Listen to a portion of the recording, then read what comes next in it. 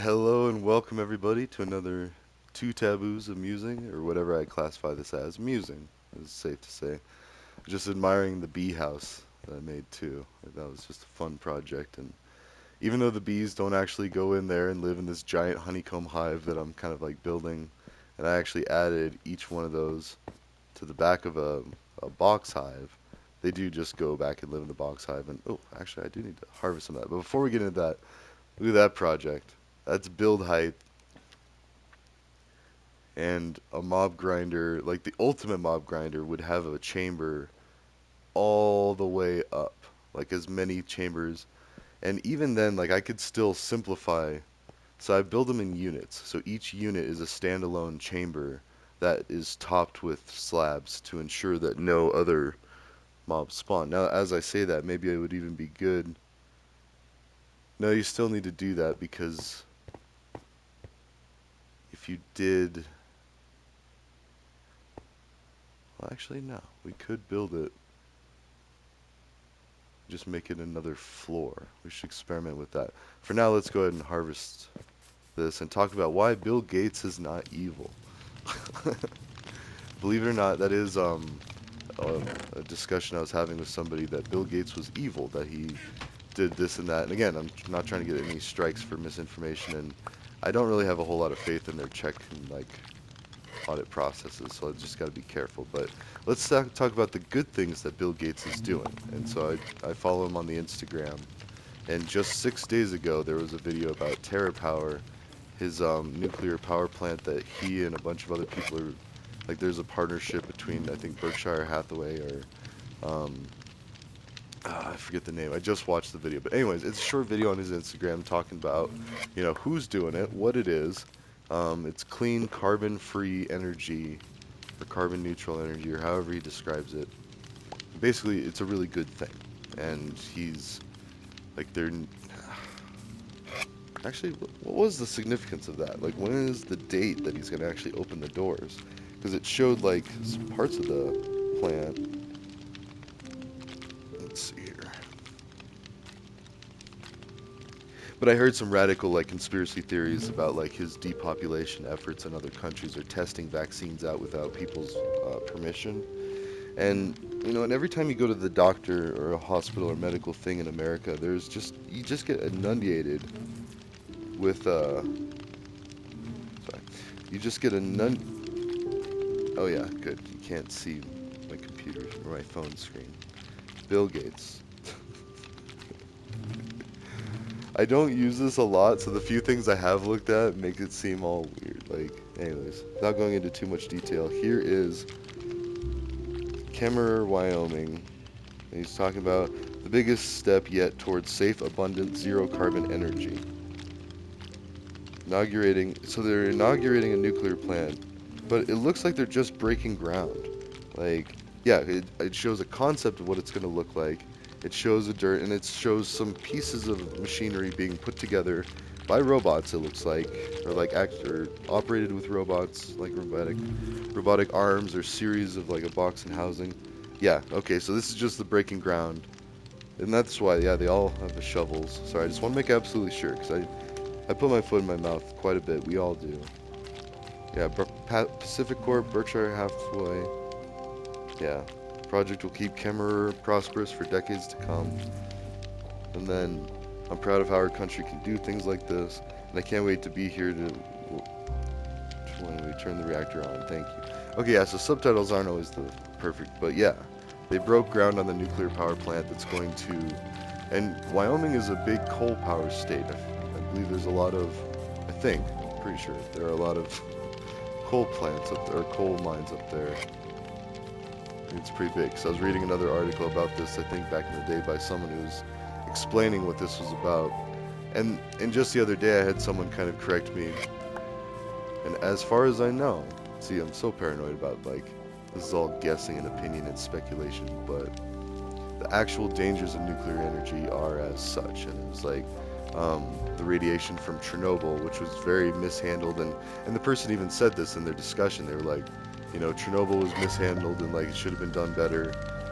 That wouldn't happen under today's standards and safety regulations. There would be safe transfer of nuclear waste and nuclear materials for fuel and all that. So I'm excited to see what Bill Gates does with this, what the actual numbers are, and you know there's going to be holes poked in it, like, oh my gosh, there's unintended consequences of the color of the blacktop being so hot it absorbs light. Like, that's been a real thing. That I just saw a video the other day of San Francisco, I think it is, or parts of California, that they're painting some of the streets white to reflect light back off, so it's not to try to decrease the temperature. Now, you can also accomplish this by growing trees and vegetation, which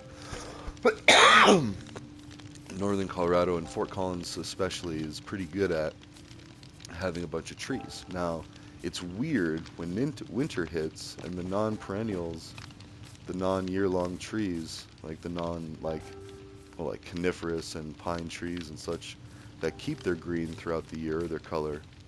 Um, the other ones drop the leaves, and it looks like a ghost town around Fort Collins. It's kind of interesting. Whee! All right. So, anyways, yeah, I added all these just to flaunt how much uh, how many honeycombs I was getting. Yeah, 14 blocks out of almost a stack of that.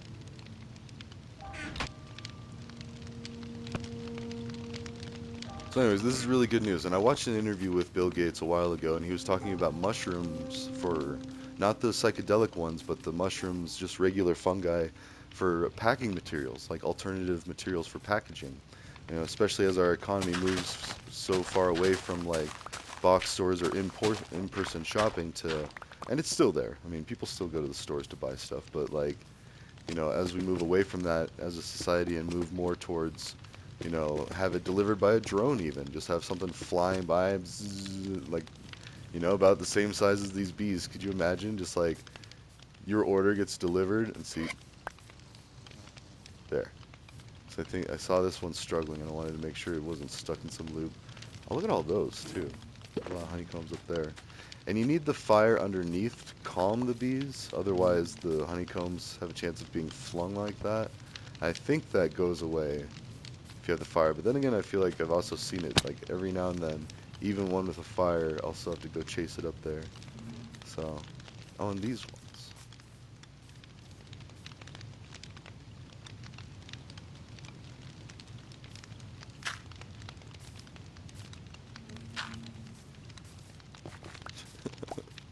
Whatever, it's my place, I can just build kind of like assistants or...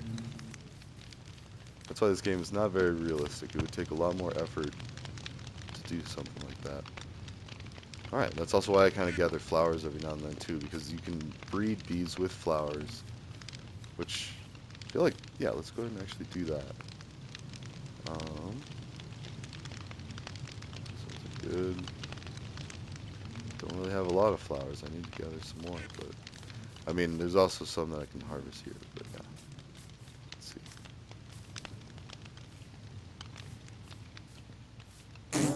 Oh, no, no, no. Whoops. Ah, that was stupid. Ah, I'm so sorry. Right in front of that person. You're trying to, the bee just executed the person I was trying, the bee, not person. Alright, and I think that's enough for tonight. Like, they go to bed. They're not nocturnal, that's right. They go to their hives during the night. Oh, that was so messed up. I'll make up for it. I'll make up for it. Oops.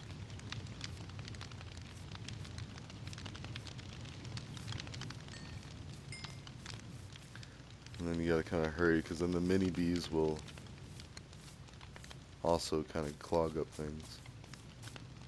There we go. Sorry, I think I might have killed your wife or your brother or something, but...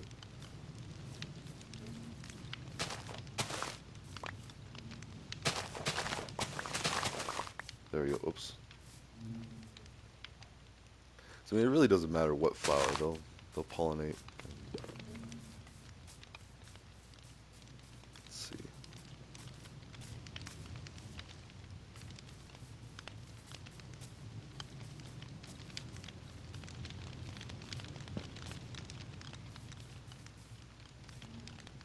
Nope, okay, I think we crossed over into... Let's look at a little baby bee. Little baby bee. Alright. Let's deposit these. and this. Doesn't look like it even gets damaged. That's interesting. Alright, so yeah. So like there's a bee factory, hive factory, all that good stuff. But then also more natural feeling. Natural-ish. Because you never see like 4 hives on a thing. Anyways.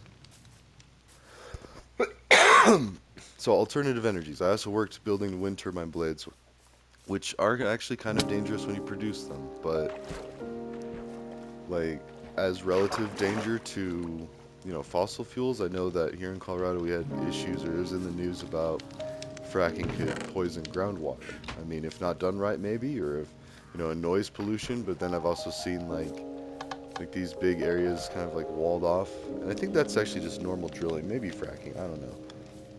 But like you can see it if you drive on I-25 up through northern Colorado, where it's just like there we go. Yeah, we'll get flowers. Okay. Good day, sir. So anyways, and that's kind of worth documenting. So let's go back up to the hole, or we'll take this way up.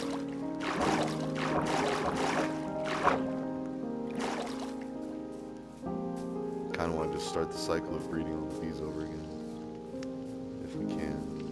Yes.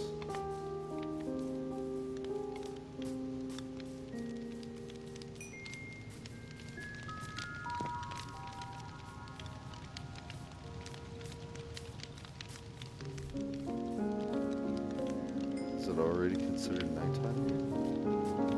What's going on? They all taking a nap? Anyways, we can just leave the flowers in the box and then head on our way. So, Bill Gates, love him or hate him, same with Elon Musk, like these tech giants, I mean, not exactly the same, of course, it's take everything I say with a grain of salt, but still, like, he's doing these things. I'm trying to remember the third thing, because there's 3 things he was talking about on this one particular interview. This is Bill Gates again.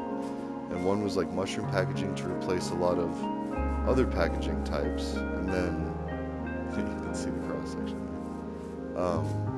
And the nuclear power plant. Now, and it wasn't, I guess it wasn't completely fusion, I don't think. So I think fusion, as it was explained to me by let's say either like a Harvard or a Yale scientist, like professor, said it wasn't there yet. I mean, there's a lot of hype about it, and I also saw Neil deGrasse Tyson talk about it, where like it shows that there's a net gain of energy. That doesn't mean, you know, off to the races, like let's invest everything in, yeah, so. Also, I was thinking I should really alphabetize this stuff, but, I mean, because this was just thrown up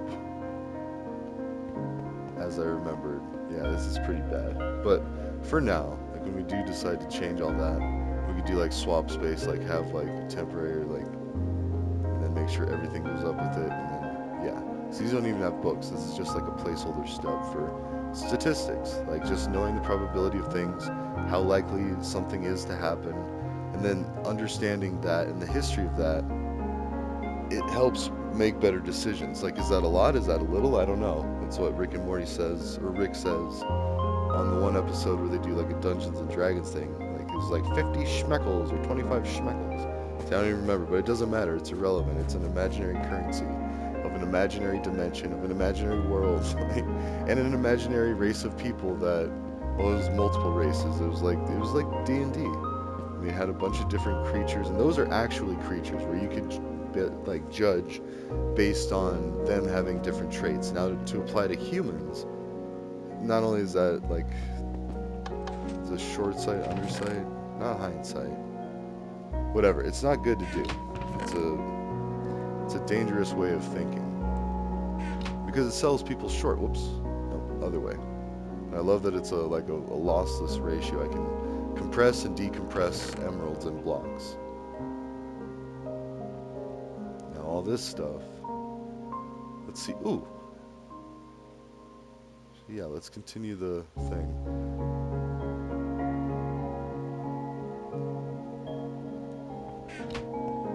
I'm still debating on like what's more efficient, what's better for understanding. Is like, oops.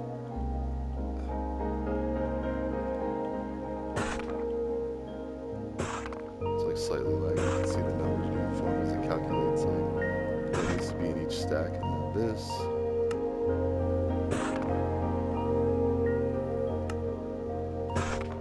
So, and to kind of touch on, we could explore any of the sciences and just kind of go off of like what I remember, and then I can write it down either on camera or off camera. I feel like it's a little slower moving when I write it on camera, but I mean, this all goes back to what I woke up to. This guy is saying like, actually, you need a better understanding of cybersecurity. It's not just all multi-factor, and I can't remember what the other thing is, but it is mostly multi-factor. Like he's right. Like cybersecurity includes IPS, IDS, encryption, logging, monitoring, SIEMs, like which are control centers. I forget what the actual acronym stands for. It's like SIEM or SE. It's like system integrated or something. Did I just? Yeah, I did. Yeah, you gotta be careful because then you'll end up with all these like, yeah. Oh, same with that too. And also, which yeah, you should have all of that stuff. And thankfully, most computer systems today are becoming seriously are becoming standard with.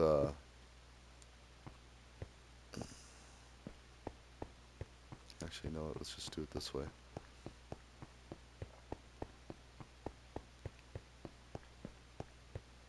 A pull versus push way of laying the slabs. Return the slab. All right. So, anyways, yeah, Bill Gates. Like in a nutshell, great computer scientist that basically developed Windows or the company Microsoft and all of that, and with the help of a lot of other people. Like I remember this video of this release party that I forget what it was, like maybe Windows 98 or something. And there's just like a bunch of really nerdy computer scientist type people on stage dancing around, like doing the nerdiest of dancing, just really excited to like launch this thing, and is of a young Bill Gates like hopping around, very nerdy and all this, and it was cool to see. And, like um, the people that tend to dedicate more of their time towards um, pursuits like computer scientists or computer science or any kind of science really, like the nerdier types. And luckily that stereotype is kind of going away too. It's not nerdy. Same with jocks too. Like I mean, just because someone does like sports or professional athlete or something, does not mean that that's all they are. And Futurama explains that with like the Globetrotters, how one of the Globetrotters has like I forget who it actually is, but like is actually like a has physics degrees or something, or like chemistry degrees, or like has this education, way beyond what just playing sports or being good with athletics entails. So and I guess that goes back to pigeonholing and selling people short and like respect. It's easy to say, oh, you should just respect everybody. Everybody should respect each other. Okay, yeah, I agree with that. But how? How is that shown? How is that, daily, in the frequency? Is that every time you see somebody you show that level of respect, or is that only when they're around? And that's like the slippery slope to, you know, shady doings. And that's what I believe. That's why religion was always like, imagine that somebody is watching your every movement. Everything you do is taken into consideration. And when you get to the afterlife, when you die, you're going to be judged on that, you know. Also, something kind of scary to think about is what if it's like a lie detector test that, you can fake it to the point of like, oh, the brain, like I know that I'm lying here, so like my brain does this, and you kind of do the ooh face or whatever, or any of the tells, like because there's like a series of multiple things being analyzed there, at least from what I've seen. Like there's usually three needles, not just the one, and like, and then they like move rhythmically based on what your brain is doing. So imagine if that's what it is, like your brain is actually recording. It's like burning a CD, but it's actually like your life choices and how many ooh moments you've had and how quick you are to realize and like correct and adjust. Because I think that's the key. Like the scalable solution, just human behavior altogether, is just how quick you can pivot and readjust and understand that something might not be the best solution for something, and it's okay to explore other options. I mean, pivot. Pivot! Like the Friends of. Oh, and I hate Friends so much, but I love it. Like, one of my more serious relationships was with this lady that this girl at the time. I mean, we were young, and I watched all of the Friends, and it was great because we were all cuddled up, and like she was amazingly attractive, and like and I'm quite the cuddler, and it was just like, oh, cool. I mean, and some of the jokes were funny, I could see, but it was just such lowbrow stuff. It was like almost felt like a plant starved of oxygen or starved of carbon dioxide and water, like into science, like where's the thinking, where's the, and that's why I love Rick and Morty because it's completely out ridiculous and like, but at the same time it like just encourages ulterior motives of thought and just like consideration or Harry Potter wizardry. I mean, just using imagination. How you doing? And to have like humanity simplified up into something like that, but pivot.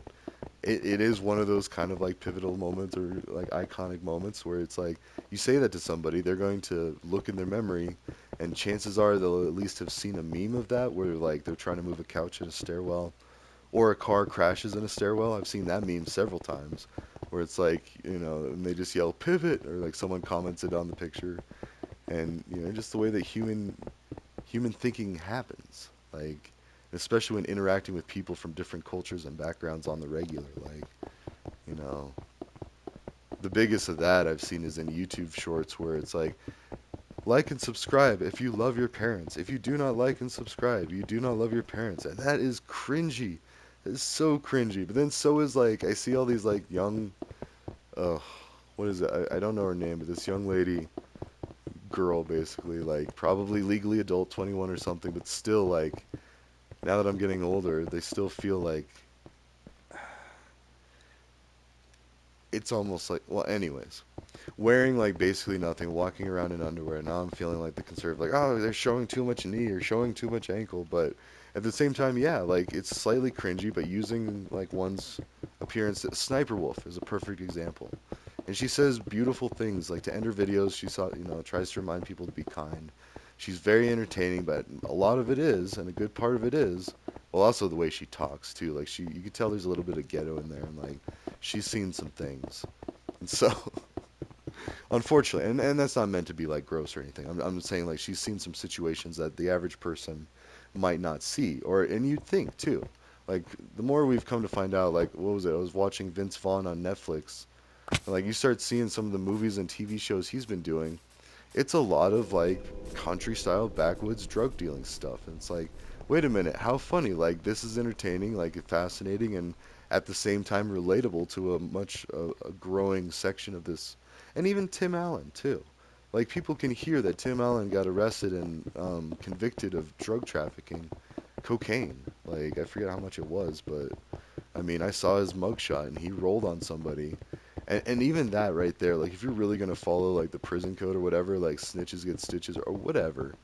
Like I mean, and who knows? I don't know his personal life, and I hope that no harm has ever become of him and I hope no harm becomes of the person that he rolled on too. That's why I'm all for criminal justice reform. Like we need to reevaluate how we treat people that make mistakes, and we are. Like we are. I know we are. Even here in northern Colorado, there's a lot more emphasis on halfway houses, community corrections, weekenders or workenders, and just basically things like still like inconveniences, but they get the message across and payment plans and because the biggest thing is like people that are making mistakes don't exactly have a nice strong financial background. Like there's a reason they're taking a shortcut or they're doing these things or they don't see the importance of doing these things because it's like the macro level of their life is like, well, you know life's horrible and this and that. They might even be out on the street living homeless, and it's like, all right, yeah, I might steal this thing or do this thing or whatever, and especially if they don't have to see the person that they steal from. And that's why cybercrime is so dangerous, is because it can happen literally from anywhere if you share the information of a gift card balance. Like, yes, I am just clogging that with random stuff, and let's actually keep one of these. There we go. Actually, no, to free up some of the room because they double in size, and that wasn't even enough room. But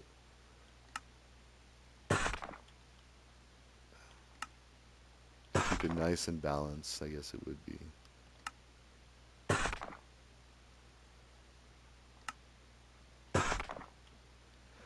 So I don't know, but cybercrime, like a lot of it's just gift cards or trying to gain access to your account so they can scam other people, like the Nigerian prince, or this is your relative. I'm in Mexico. I'm on vacation, and I've been kidnapped, and they want me to pay a ransom. I mean, these are the things that we need to keep a lookout for as cybersecurity professionals or just decent human beings. Like we need to stay vigilant on this stuff and discourage it too. It shouldn't all be punitive. Oops, that's the wrong thing. I mean, like, yes, needs to be some of the stick, but there should be a carrot too. Like, make it to where these places of where these people are taking these shortcuts have all of the same things that like, and let them know too. This is the same as America, because it is naive to think that we are not interconnected enough to understand that almost every government does have some similarities to every other government. Like we take and pick and choose, and everything is constantly changing. So we need to have faith and patience that to a point. Like, I mean, yes, there's times where there's definitely greed and we need to speed things up, specifically with like, human rights violations or yeah, greed, like too much or even because at the end of the day, capitalism was founded on the idea that business is good. Like everybody should have the right to pursue happiness as long as they're, I mean, and say phrase it however you want. The basic idea is be free as long as it doesn't infringe on other people's rights. And that's a big thing with like freedom of speech. You do have freedom of speech. However, once you start impeding on other people's rights and safety, that's when it's no longer protected. And that's why YouTube is so strict on that. And I get it. It makes sense.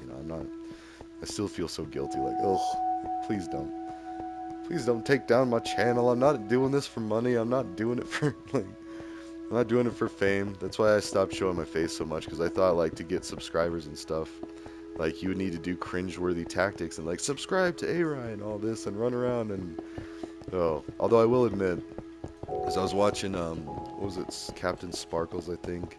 He was a Minecrafter that or a gamer that played a bunch of Minecraft and he did those dropper maps, which were kind of just like fun to watch for me. So I watched a bunch of those for a while. I don't know, he's like, if I had to venture a guess, probably still a teenager. Like, I don't know. I mean, just seems really young. So it's just like, so I kind of feel cringy. It's like, oh man, I'm a grown man, like watching this kid play games. And so, but then as I say that, when my kids were like little, like babies and toddlers and stuff, I watched all sorts of just like kids YouTube or YouTube for kids, where it had like a bunch of little kids entertaining other little kids. I was like, okay, there's nothing really wrong or weird about that. So as long as everything has its place and people understand how to follow those guidelines and how to continually foster a culture in a neighborhood